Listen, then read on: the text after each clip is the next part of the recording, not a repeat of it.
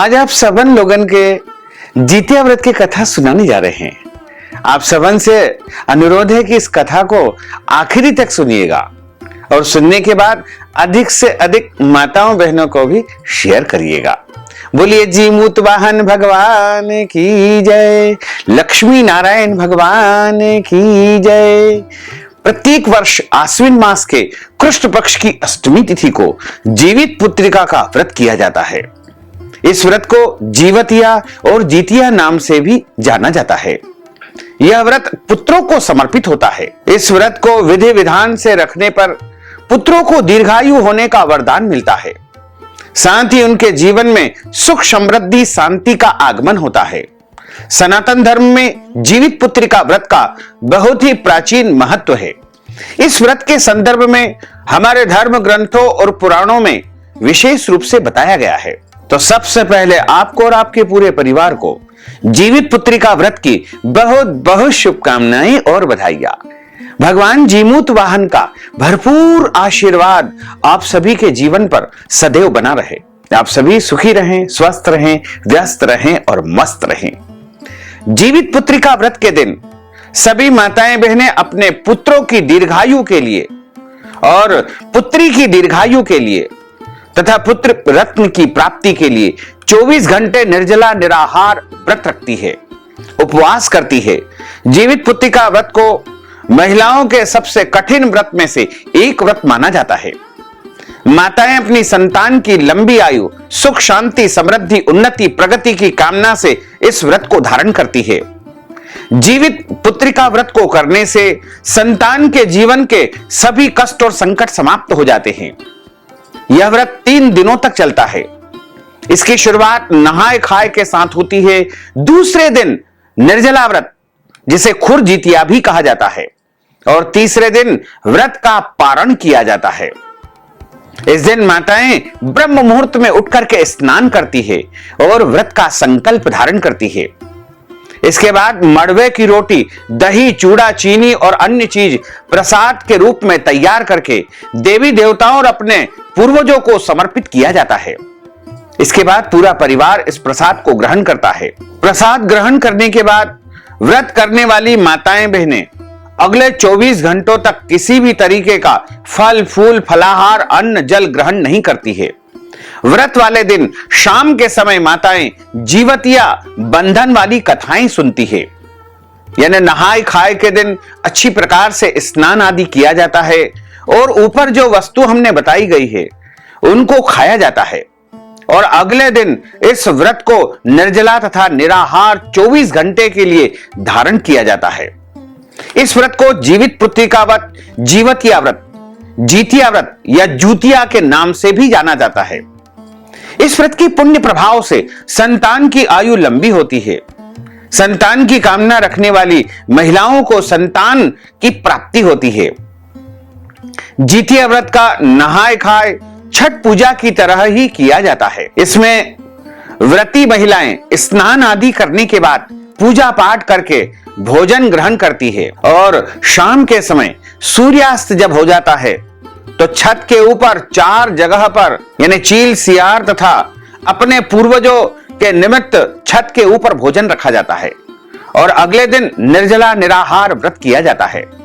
नहाए खाए के दिन लहसुन प्याज नहीं खाना चाहिए, मांसाहार का भोजन नहीं करना चाहिए। आश्विन मास के कृष्ण पक्ष की अष्टमी तिथि को जीवित पुत्रिका का व्रत किया जाता है। इस बार अष्टमी तिथि का व्रत 3 दिनों तक लगातार चलेगा। तो इस व्रत का नहाए खाए संपन्न होगा और दूसरे दिन खूर जीतिया निर्जला व्रत रहेगा तथा तीसरे दिन व्रत का पारण किया जाएगा। सप्तमी से रहित और उदया तिथि की अष्टमी को इसका व्रत किया जाता है। लेकिन कहीं कहीं पर प्रातः काल जब अष्टमी यदि सूर्यास्त के बाद लगती है तो भी इस व्रत को धारण कर लिया जाता है।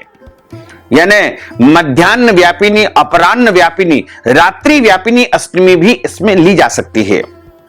अष्टमी जिस दिन हो उस दिन व्रत सुबह से ही इसका आरंभ होता है और नवमी के सूर्योदय में इस व्रत का पारण किया जाता है। इस पर जो है आपको विशेष रूप से ध्यान रखना चाहिए कि इस व्रत में शुद्धता और पवित्रता का बहुत अधिक महत्व होता है। व्रत का पारण गाय के दूध से ही करना चाहिए और सूर्योदय होने के बाद ही व्रत का पारण करना चाहिए। स्नान करके स्वच्छ वस्त्र धारण करें, भगवान जीमूत वाहन का पूजन अर्चन करें। इसके लिए कुशा से बनी जीमूत वाहन की प्रतिमा का निर्माण किया जाता है। आजकल तो बाजार में भी जीमूत वाहन के चित्र उपलब्ध हो जाते हैं, लेकिन प्राचीन परंपरा के अनुसार कुशा के ही जीमूत वाहन बना करके उनका पूजन अर्चन करना चाहिए। धूप, दीप, गंध, अक्षत, पुष्प आदि वस्तुओं से भगवान जीमूत वाहन का पूजन अर्चन किया जाता है। इस व्रत में मिट्टी और गाय के गोबर से चील व सियारिन की मूर्ति बनाई जाती है। इनके माथे पर लाल सिंदूर का टीका लगाया जाता है। पूजा संपन्न होने के बाद जीवित पुत्रिका व्रत की प्राचीन कथा ब्राह्मण देवता के मुख से यानी पंडित जी के मुख से ही सुनना चाहिए। पारण के बाद ब्राह्मण देवता को यथाशक्ति नगद राशि दक्षिणा के रूप में प्रदान करना चाहिए, या फिर भोजन के निमित्त भी आटा, दाल, चावल, सीधा सामग्री उनको प्रदान करना चाहिए।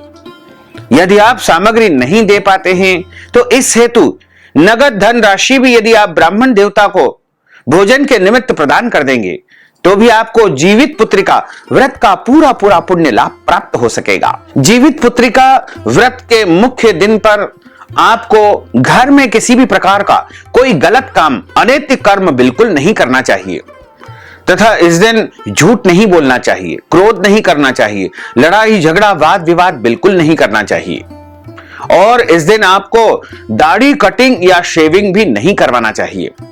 लहसुन, प्याज, मांस, मदिरा का उपयोग इस दिन बिल्कुल नहीं करना चाहिए तथा स्नान करके ही व्रत आरंभ करना चाहिए। सूर्योदय होने के पहले पहले आपको जो है सारे कार्य निवृत्त करके जैसे ही सूर्योदय हो वैसे ही आपको व्रत आरंभ कर देना चाहिए। जो माताएं बहनें जीवित पुत्रिका का व्रत करती है उनको बहुत अधिक इस दिन मेहनत या श्रम नहीं करना चाहिए, क्योंकि ज्यादा मेहनत करेंगी, भाग दौड़ करेगी तो उनको प्यास लगेगी और प्यास लगेगी तो जल पीने की, पानी पीने की इच्छा होगी। ऐसे में उनका व्रत भंग माना जाएगा। यदि आपको व्रत का प्रसाद तैयार करना है या कोई अन्य कार्य करना है तो आप एक दिन पहले ही संपन्न कर ले, ताकि व्रत वाले दिन आप पूरे आराम के साथ में मन लगा करके, श्रद्धा के साथ, भक्ति के साथ जीवित पुत्रिका का व्रत रख सके और भगवान जीमूत वाहन का अच्छी प्रकार से पूजन अर्चन कर सके तथा उनकी कथा का श्रवण कर सके। और जो माताएं बहनें जीवित पुत्रिका का व्रत रखती है उनको कथा जरूर सुनना चाहिए। कथा वैसे एक से अधिक बार भी आप सुन सकते हैं। वैसे तो नहाए खाए के दिन भी आपको जीवित पुत्रिका व्रत कथा सुन लेनी चाहिए, ताकि आपको अगले दिन क्या करना है, क्या नहीं करना है, यह संपूर्ण जानकारी कथा के माध्यम से प्राप्त हो सकेगी। और यदि आप खुरजितिया यानी निर्जला व्रत के दिन भी व्रत कथा का श्रवण करेंगे तो भी अति उत्तम रहेगा। और जिस दिन व्रत का पारणा किया जाता है उस दिन भी आपको व्रत कथा श्रवण कर लेनी चाहिए। व्रत का पारणा करने के लिए गाय का दूध अनिवार्य रूप से उपयोग किया जाता है। व्रत का पारणा शुद्ध और पवित्र वस्तुओं से ही आपको करना चाहिए। जब आप व्रत का पारणा करें तब एक शुद्ध पवित्र आसन पर बैठ करके शुद्ध घी का दीपक जला दे और भगवान का पूजन अर्चन करने के बाद ही आपको व्रत का पारणा करना चाहिए, यानी व्रत खोल लेना चाहिए। कभी भी आपको अष्टमी तिथि में व्रत का पारणा नहीं करना है, यानी अष्टमी तिथि समाप्त होने पर ही नवमी तिथि में आपको व्रत का पारणा करना चाहिए, क्योंकि ये जो व्रत होता है इसका नहाए खाए सप्तमी तिथि में किया जाता है और इसके बाद जो अगला दिन होता है जिसे खुरजितिया कहा जाता है। मुख्य व्रत जीवित पुत्रिका का उस दिन होता है, निर्जला व्रत उस दिन किया जाता है, वो अष्टमी तिथि को किया जाता है और इस व्रत का पारण हमेशा नवमी तिथि में ही करना चाहिए। तो इस प्रकार 3 दिनों तक लगातार इस व्रत को किया जाता है और अष्टमी के सूर्योदय से लेकर के नवमी के सूर्योदय तक 24 घंटे निर्जला निराहार इस व्रत को कठिनता के साथ में पालन करना चाहिए। जो भी माताएं बहनें इस व्रत को पूरी श्रद्धा और भक्ति के साथ करती है, उनको संतान का पूरा सुख प्राप्त होता है, संतान को लंबी आयु मिलती है तथा संतान की उन्नति और प्रगति भी होती है। पुत्र की माताएं भी इस व्रत को कर सकती है और पुत्री की यानी कन्या की माताओं को भी इस व्रत को जरूर करना चाहिए। जिनके घर भी कोई संतान है उनको इस व्रत को अवश्य ही करना चाहिए। यदि आपके घर परिवार में जन्म अथवा मृत्यु का सूतक लगा हुआ हो तो ऐसी परिस्थिति में भी आपको व्रत अवश्य करना चाहिए, लेकिन भगवान का पूजन अर्चन नहीं करना चाहिए, भगवान को छूना नहीं चाहिए। यदि माताएं बहनें इस दिन मासिक धर्म या पीरियड की अवस्था में रहती है तो ऐसे समय में भी उनको व्रत तो करना चाहिए, लेकिन भगवान का पूजन अर्चन नहीं करना चाहिए। और अगले दिन यदि वो पारणा करना चाहती है तो गाय का दूध पी करके व्रत का पारणा निर्धारित समय पर कर सकते हैं, लेकिन पीरियड या मासिक धर्म की अवस्था में अपने हाथ से कुछ भी दान पुण्य नहीं किया जाता है, क्योंकि ऐसी अवस्था अशुद्ध अवस्था मानी जाती है। आप मन ही मन संकल्प कर ले कि मैं जितिया व्रत के निमित्त ये वस्तु का दान करूंगी, ये इतने रुपए का दान करूंगी, और उसके बाद जब आप शुद्ध और पवित्र अवस्था में आ जाएं तब आप प्रत्यक्ष रूप से दान पुण्य करेंगे तो आपको जीवित पुत्रिका व्रत का पूरा पूरा पुण्य लाभ प्राप्त हो सकेगा। अब हम आपको जीवित पुत्रिका व्रत की पौराणिक और प्राचीन कथा सुनाने जा रहे हैं। बोलिए जीमूत भगवान की जय। गुरुर् ब्रह्मा गुरुर्विष्णु गुरुर्देवो महेश्वरा गुरुः साक्षात् परब्रह्म तस्मै श्री गुरुवे नमः। कृष्णाय वासुदेवाय हरये परमात्मने प्रणतः क्लेशनाशाय गोविंदाय नमो नमः। गोविंदाय नमो नमः। आज से ठीक 6000 वर्ष पहले द्वापर युग में जब भगवान विष्णु ने श्री कृष्ण के रूप में अवतार लिया था और वे द्वारिका नगरी में थे, तब उनके राज्य द्वारिका में एक ब्राह्मण निवास करता था। उस ब्राह्मण के 7 पुत्र हुए, परंतु सभी अपने बाल्यकाल में ही मृत्यु को प्राप्त हो गए और अपने 7 पुत्रों की असमय मृत्यु के दुख से वो ब्राह्मण दंपत्ति बहुत दुखी और आहत थे, क्योंकि जब लगातार पुत्रों की मृत्यु हो जाती है तो माता पिता बहुत दुखी हो जाते हैं और बहुत चिंतित रहते हैं, क्योंकि संतान के बिना यह संसार सूना सूना सा लगता है। प्रत्येक इंसान चाहता है कि मेरे घर में संतान हो, पुत्र हो या पुत्री हो, इससे कोई अंतर नहीं पड़ता है, लेकिन संतान अवश्य ही होना चाहिए। ईश्वर की कृपा से उस ब्राह्मण की स्त्री ने फिर से एक बार गर्भ धारण किया। अपनी 8वीं संतान की कुशलता की कामना को लेकर के वो ब्राह्मण भगवान श्री कृष्ण से भेंट करने के लिए राजमहल में पहुंच गया। भगवान श्री कृष्ण को सामने देख करके उसके आंसू अब आंखों से निकल गए और वह उनके चरणों में गिर गया। तब भगवान श्री कृष्ण ने उसे संभाला और उससे आने का कारण पूछा। तब वह ब्राह्मण कहने लगा कि हे द्वारकाधीश, मेरे 7 पुत्र अपने बाल्यकाल में ही मृत्यु को प्राप्त हो गए हैं। अब मेरी 8वीं संतान होने वाली है, मैं उसकी जीवन की रक्षा चाहता हूं। इसी कामना से आपके समीप आया हूं। आपके राज्य में सभी लोग सुखी है, हमें भी सभी प्रकार के सुख की प्राप्ति हो, लेकिन पुत्रों की असमय मृत्यु के शोक ने हमारा जीवन दुखों से भर दिया है। हमारे जीवन में कोई सुख नहीं है। अब आप ही हमारे इस दुख के निवारण का कोई न कोई उपाय बताइए, क्योंकि आपके पास सभी प्रकार का उपाय है। तो कृपा करके आप हमारे 8वें संतान की रक्षा हेतु सरल उपाय जरूर बताइए। तब भगवान श्री कृष्ण द्वारकाधीश ने उस ब्राह्मण से कहा कि हे विप्रवर, हे ब्राह्मण देवता, आपके 8वें पुत्र की आयु भी मात्र 3 वर्ष की ही है। मैं आपको एक व्रत के विषय में बताता हूं, जिसके करने से आपका पुत्र दीर्घायु को प्राप्त होगा। भगवान द्वारकाधीश श्री कृष्ण कहने लगे कि आप आश्विन मास के कृष्ण पक्ष की अष्टमी तिथि के दिन जीवित पुत्रिका यानी पुत्र जीवी का व्रत अनुष्ठान करो। इस व्रत को करने से आपके पुत्र की आयु में वृद्धि होगी, बढ़ोतरी होगी और आपका पुत्र दीर्घायु वाला होगा। इस दिन भगवान जीमूत वाहन के साथ सूर्य नारायण भगवान की भी तुम पूजा अर्चना करना। तुम पूर्ण श्रद्धा और भक्ति के साथ भगवान सूर्य की पूजा करना और उनसे अपने पुत्र के दीर्घायु के लिए आशीर्वाद प्राप्त करना। ऐसा करने से तुम्हारा पुत्र लंबी आयु वाला होगा।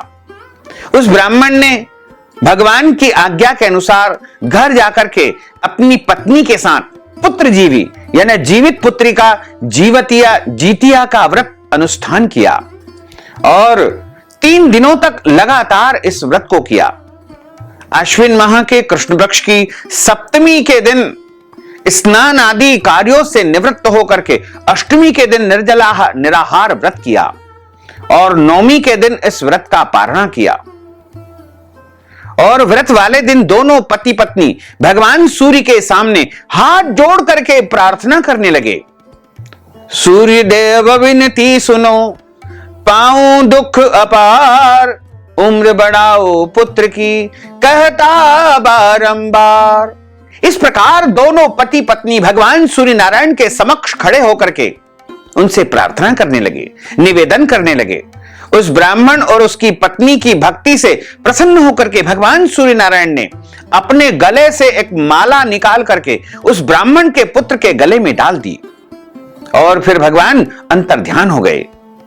फिर जब उस बालक की मृत्यु का दिन आया और यमराज उसे लेने आए तो अपने पुत्र के प्राणों पर संकट आया देख करके उस ब्राह्मण ने पुनः भगवान श्री कृष्ण को याद किया, द्वारकाधीश का स्मरण किया। भगवान श्री कृष्ण उस ब्राह्मण की दीन पुकार को सुनकर के उसकी मदद के लिए, सहायता के लिए आए। तब उस ब्राह्मण ने उनसे कहा कि मैंने आपके कहे अनुसार जीवित पुत्रिका यानी पुत्र जीवी व्रत का पालन किया है और सूर्य देव ने अपने गले से माला निकाल करके मेरे पुत्र के गले में डाल दी, लेकिन फिर भी यमराज मेरे पुत्र के प्राण लेने के लिए आ गए। तब भगवान श्री कृष्ण ने उस ब्राह्मण से कहा कि तुम उस माला को यमराज के ऊपर डाल दो। उस ब्राह्मण ने वैसा ही किया तो यमराज वहां से भाग गए, चले गए, परंतु उनकी छाया वहां पर रह गई और उस छाया पर माला पड़ गई। तब उस छाया ने शनिदेव का रूप लेकर के भगवान श्री कृष्ण से प्रार्थना की। तब भगवान श्री कृष्ण ने शनिदेव पर प्रसन्न होकर के उन्हें पीपल के वृक्ष पर निवास स्थान दे दिया। तब से शनिदेव की छाया पीपल के वृक्ष पर निवास करती है। तब भगवान श्री कृष्ण के आशीर्वाद से उस ब्राह्मण के पुत्र को लंबी आयु प्राप्त हुई, दीर्घायु हुई और उसने जीवन में बहुत सारे सुखों को भोगा तथा अंत काल में लंबी आयु को प्राप्त करके वह पुत्र भगवान के परम धाम को भी प्राप्त हुआ। इस प्रकार जो कोई मनुष्य जीवित पुत्रिका का, जीतिया का व्रत पूरी निष्ठा, श्रद्धा और भक्ति के साथ करता है, निश्चय ही उसके पुत्रों की संतान की लंबी आयु होती है तथा इस संसार में सभी प्रकार के सुख उसे प्राप्त होते हैं। हे ईश्वर, जैसे आपने उस ब्राह्मण के पुत्र को जीवन दान दिया और आपकी कृपा से उसका पुत्र दीर्घायु को प्राप्त हुआ, उसी प्रकार इस व्रत को करने वाले सभी पर कृपा करना। जीवित पुत्रिका व्रत की कथा महाभारत काल से भी जुड़ी हुई है। महाभारत के युद्ध में अपने पिता की मृत्यु का बदला लेने की भावना से अश्वत्थामा पांडवों के शिविर में घुस गया। शिविर के अंदर 5 लोग सो रहे थे। अश्वत्थामा ने उन्हें 5 पांडव समझ करके उनका वध कर दिया, परंतु वे 5 पांडव नहीं थे, वो द्रौपदी के 5 पुत्र थे, 5 संतानें थी। फिर अर्जुन ने अश्वत्थामा को बंदी बना करके उसकी दिव्य मणि ले ली। अश्वत्थामा ने फिर से बदला लेने के विचार से अभिमन्यु की पत्नी उत्तरा के गर्भ में पल रहे बच्चे को मारने का प्रयास किया और उसने ब्रह्मास्त्र से उत्तरा के गर्भ को नष्ट करने की कोशिश की। तब भगवान श्री कृष्ण ने उत्तरा की अजन्मी संतान को फिर से जीवित कर दिया। गर्भ में मरने के बाद जीवित होने के कारण उस बच्चे का नाम जीवित पुत्रिका रखा गया। तब उस समय से ही संतान की लंबी आयु के लिए जीतिया यानी जीवित पुत्रिका का व्रत धारण किया जाता है। भगवान श्री कृष्ण ने उत्तरा से कहा था कि तुम्हारा पुत्र जीवित पुत्रिका की वजह से ही जीवित हुआ है, इसलिए आज से यह व्रत जीवित पुत्रिका जितिया के नाम से विख्यात होगा। जीवित पुत्रिका व्रत की एक और लौकिक कथा आती है, चील सियार की। यह कथा मिथिलांचल सहित कई इलाकों में बहुत प्रसिद्ध है। इस कथा के अनुसार एक समय एक वन में एक पाकड़ के पेड़ पर चील निवास करती थी। पास में वहीं झाड़ी में एक सियारिन भी रहती थी। दोनों में अच्छी मित्रता थी, खूब दोस्ती थी। चील जो कुछ भी खाने को लेकर आती उसमें से सियारिन के लिए जरूर हिस्सा रखती। सियारिन भी चीलों का ऐसा ही ध्यान रखती। एक बार की बात है कि वन के पास एक गांव में बहुत सी औरतें, बहुत सी महिलाएं जीवतिया यानी जीवित पुत्री का पूजा की तैयारी कर रही थी। चीलों ने उसे बड़े ध्यान से देखा और इस बारे में अपनी सखी सियारिन को बताई। दोनों ने इसके बाद जीवित पुत्री का व्रत रखा और दोनों दिन भर भूखे प्यासे रहे। पुत्र की, संतान की उन्नति तथा प्रगति की मंगल कामना करते हुए इस व्रत को धारण किया। लेकिन रात में सियारिन को तेज भूख प्यास सताने लगी। सियारिन को जब बर्दाश्त नहीं हुआ तो जंगल में जाकर के उसने मांस और हड्डी पेट भर करके खाया। चीलों ने हड्डी चबाने की आवाज सुनी तो इस बारे में पूछा।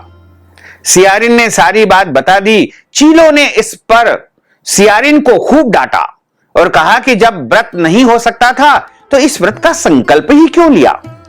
सियारिन का व्रत भंग हो गया, लेकिन चीलों ने भूखे प्यासे रह करके पूरे व्रत को विधि विधान से किया। इसके बाद अगले जन्म में दोनों मनुष्य के रूप में राजकुमारी बन गई।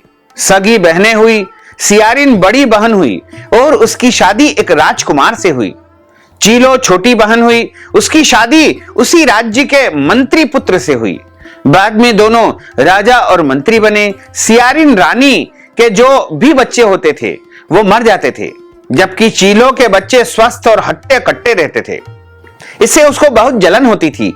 ईर्ष्या के कारण सियारिन रानी बार बार उसने अपनी बहन के बच्चों और उसके पति को मारने का प्रयास करने लगी, लेकिन सफल नहीं हो सकी। बाद में उसे अपनी भूल का, अपनी गलती का एहसास हुआ और उसने क्षमा याचना की। बहन को बताने पर उसने फिर से जीवित पुत्री का व्रत किया तो उसके भी पुत्र जीवित रहे। इस प्रकार जीवित पुत्रिका का जो कोई भी पूरी निष्ठा और शक्ति के साथ में, भक्ति के साथ में व्रत करता है तो भगवान जीमूत वाहन की उसके ऊपर परम कृपा प्राप्त होती है। कुछ और लौकिक कथाओं के अंतर्गत ऐसा भी बताया गया है कि एक विशाल पाकड़ के पेड़ पर एक चील रहती थी। उसे पेड़ के नीचे एक सियारिन भी रहती थी। दोनों पक्की सहेलियां थी। दोनों ने कुछ महिलाओं को देख करके जितिया व्रत करने का संकल्प लिया और भगवान श्री जीमूत वाहन की पूजा और व्रत करने की प्रतिज्ञा ले ली। लेकिन जिस दिन दोनों को व्रत रखना था उसी दिन शहर के बड़े व्यापारी की मृत्यु हो गई और उसके दाह संस्कार में सियारिन को भूख लगने लगी। मुर्दा देख करके वह खुद को रोक ना सकी और उसका व्रत भंग हो गया। पर चील ने संयम रखा और नियम व श्रद्धा से अगले दिन व्रत का पारण किया। अगले जन्म में दोनों सहेलियों ने ब्राह्मण परिवार में पुत्री के रूप में जन्म लिया। उनके पिता का नाम भास्कर था। चील बड़ी बहन बनी और सियारिन छोटी बहन के रूप में जन्मी। चील का नाम शीलवती रखा गया। शीलवती का विवाह बुद्धिसेन के साथ हुआ, जबकि सियारिन का नाम कपूरावती रखा गया और उसका विवाह नगर के राजा मलाय केतु के साथ हुआ।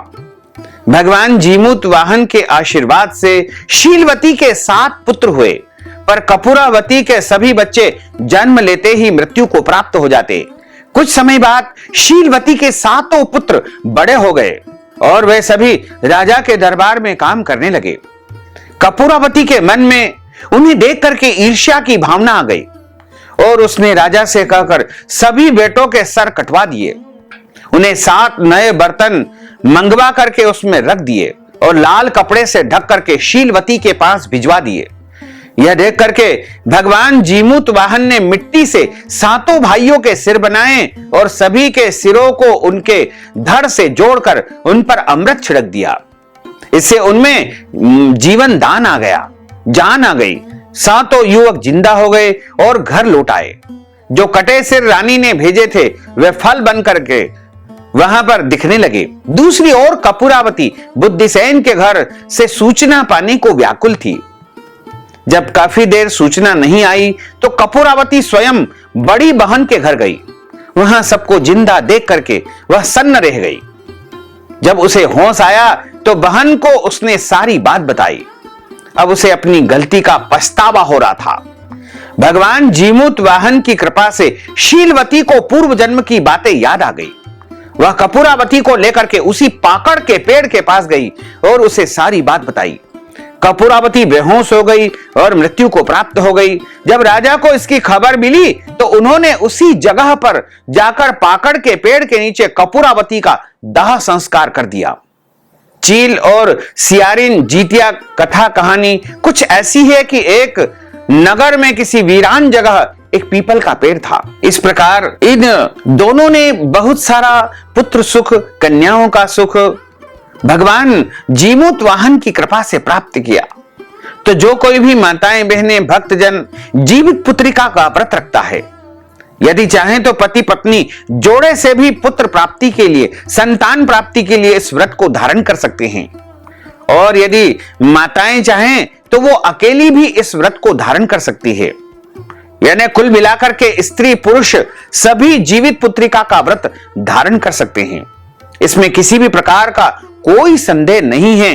लेकिन शक्ति और भक्ति के साथ में यदि आप इस व्रत को धारण करोगे तो निश्चय ही आपको जो है पुत्र की प्राप्ति होगी, संतान की प्राप्ति होगी। और यदि आपके घर में पुत्र है, संतान है, तो आपको उसका पूरा पूरा सुख मिलेगा, उनकी लंबी आयु होगी, उन्नति और प्रगति होगी। इसलिए सभी को पूरी श्रद्धा और भक्ति के साथ में जीवित पुत्रिका का व्रत रखना चाहिए। पहले दिन नहाए खाए होता है, दूसरे दिन खुरजीतिया यानी मुख्य व्रत निर्जला व्रत होता है, और तीसरे दिन व्रत का पारण किया जाता है। इस प्रकार जो भी माताएं बहनें हमारे बताए अनुसार इस विधि से यदि पूरी श्रद्धा और भक्ति के साथ में जीवित पुत्रिका का व्रत रखती है, और यदि किसी कारणवश शारीरिक व्रत करने की क्षमता नहीं है, तो आप फल या फलाहार करके भी व्रत धारण कर सकते हैं। लेकिन कथा का श्रवण आपको अवश्य ही करना चाहिए। जब आप कथा का श्रवण करेंगे तो आपको व्रत का पूरा पूरा पुण्य प्राप्त होगा। और कथा हमेशा विद्वान ब्राह्मण के मुख से ही सुनना चाहिए, क्योंकि ब्रह्म वाक्य जनार्दन।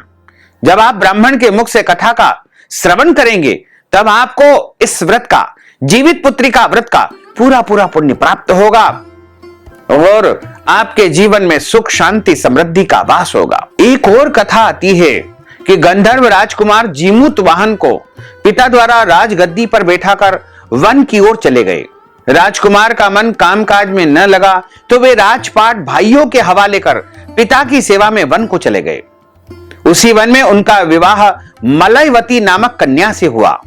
एक दिन वन में घूमते हुए राजकुमार काफी आगे निकल गए, जहां उन्होंने एक बूढ़ी औरत का रोना सुनाई दिया, और उस औरत से पूछने पर उसने बताया कि नागवंश की स्त्री है और उसका एक ही पुत्र है, शंखचूड़। नागराज ने गरुड़ के समक्ष प्रतिज्ञा की कि प्रत्येक दिन एक सांप, एक नाग सौंपा जाएगा, और आज उसके पुत्र की बारी है। इस बात को सुनकर के जीमूत वाहन ने उस स्त्री को कहा कि वह चिंता मुक्त रहे और उसके पुत्र की जगह वह स्वयं जाएगा। इतना कहकर वह लाल कपड़ा ओढ़ करके शंखचूड़ से लेकर के गरुड़ की चुनी हुई जगह पर लेट गया। गरुड़ अपने नियत समय पर आकर के अपने भोजन को पंजे में दबा करके चोटी पर बैठ गया। अपने चंगुल में आए प्राणी की आह व आंसू न देख करके गरुड़ ने उससे उसका परिचय पूछा, तो राजकुमार ने सारी बात बता दी। गरुड़ राजकुमारी की बहादुरी से प्रसन्न होकर के उसे जीवन दान दिया और नाग जाति की बलि न लेने का वचन दिया। जीमूत वाहन की बहादुरी से संपूर्ण नाग जाति की रक्षा हुई। तभी से जीमूत वाहन भगवान की पूजा का विधि विधान संपन्न होने लगा। इस प्रकार जीतिया से संबंधित दोनों कथाएं इस प्रकार होती है। सभी माताओं को प्रणाम और उनके सभी संतानों से निवेदन है कि जो मां आपके लिए इतना कठिन व्रत करती है, आप भी उनके लिए जिम्मेदार बने, पूरे जीवन भर उनका सहारा बने। ऐसा ना हो कि बुढ़ापे में अपने माता पिता को आप वृद्धाश्रम छोड़कर चले आएं।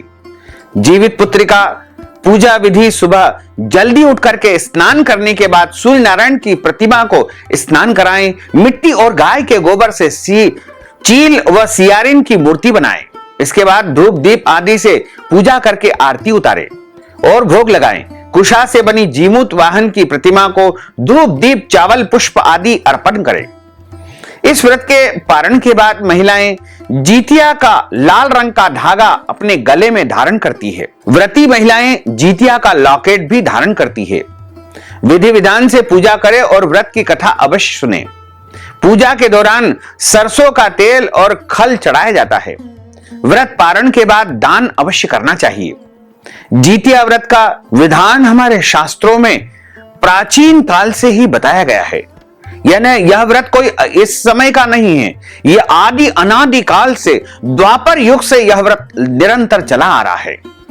और इसको सभी माताएं अपनी संतान की रक्षा के लिए, संतान की उन्नति के लिए अवश्य ही करती है।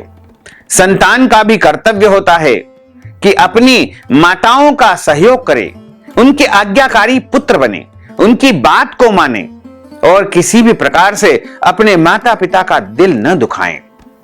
इस प्रकार जो कोई भी जीवित पुत्री का व्रत का आदर करता है, सम्मान करता है, उनके ऊपर भगवान जीमूत वाहन के साथ साथ सूर्य नारायण भगवान एवं भगवान श्री कृष्ण की अपार कृपा बनी रहती है। बोलिए जीमूत वाहन भगवान की जय। अच्युतम केशवम राम नारायणम कृष्ण दामोदरम वासुदेवम हरे, श्रीधरम माधवम गोपिका वल्लभम श्री जानकी नायकम श्री रामचंद्रम भजे।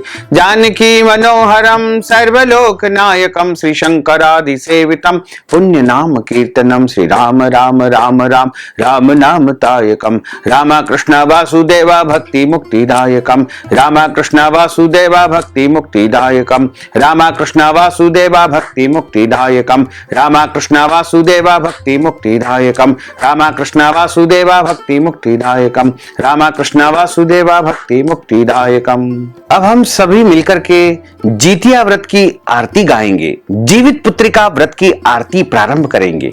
ओम जय कश्यप नंदन स्वामी जय कश्यप नंदन, प्रभु जय अदिति नंदन, त्रिभुवन तिमिर निकंदन, त्रिभुवन तिमिर निकंदन, भक्त हृदय चंदन। ओम जय कश्यप नंदन, सप्त अश्वरथ राजित एक चक्रधारी, स्वामी एक चक्रधारी, दुखहारी सुखकारी, दुखहारी सुखकारी, मानस मलहारी। ओम जय कश्यप नंदन, सुर मुनि भूसुर वंदित विमल विभवशाली, स्वामी विभव विभवशाली, अघदल दलन दिवाकर, अघदल दलन दिवाकर, दिव्य किरण माली। ओम जय कश्यप नंदन, सकल सुकर्म प्रसविता सविता शुभकारी, स्वामी सविता शुभकारी,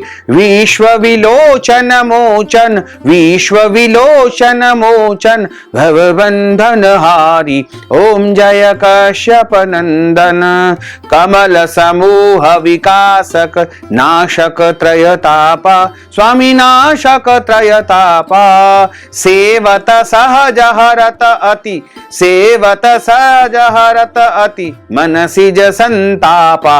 ओम जय कश्यप नंदन, नेत्र व्याधि हर सुरवर, भूपीड़ाहारी, स्वामी भूपीड़ाहारी, वृष्टि विमोचन संतत, वृष्टि विमोचन संतत, परहित व्रतधारी। ओम जय कश्यप नंदन, सूर्य देव करुणा कर, अब करुणा कीजय, स्वामी अब करुणा कीजय, हर अज्ञान मोह सब, हर अज्ञान मोह सब, तत्व ज्ञान दीजे।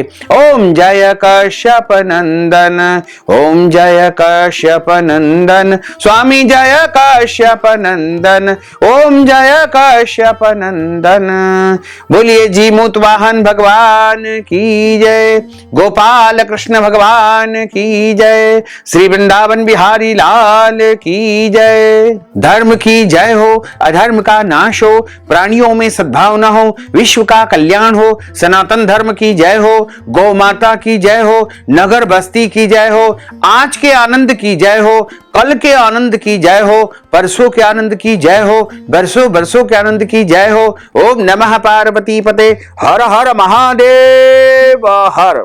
भक्तजनों, माताओं बहनों, यदि आप जीवित पुत्री का व्रत के निमित्त कोई भी दान पुण्य करना चाहते हैं, अन्नदान देना चाहते हैं, वस्त्र दान करना चाहते हैं, ब्राह्मण भोजन करवाना चाहते हैं, या फिर कोई भी दान पुण्य जीवित पुत्री का व्रत के निमित्त यदि आप करना चाहते हैं, तो आप हमारे गूगल पे, फोन पे, पेटीएम नंबर अथवा अकाउंट नंबर के माध्यम से नगद राशि पहुंचा करके अपना नाम और गोत्र हमारे व्हाट्सएप के माध्यम से भेजें। और आप सभी से अनुरोध है कि हमारे इस ज्ञानवर्धक वीडियो को अधिक से अधिक लोगों को शेयर करिएगा, लाइक करिएगा, कमेंट करिएगा। और यदि अभी तक आपने सब्सक्राइब नहीं किया है तो अभी और इसी समय सब्सक्राइब कर लीजिए, ताकि इसी प्रकार की ज्ञानवर्धक वीडियो आपको सबसे पहले प्राप्त हो सके। आपको और आपके पूरे परिवार को सादर जय श्री कृष्ण, सादर धन्यवाद।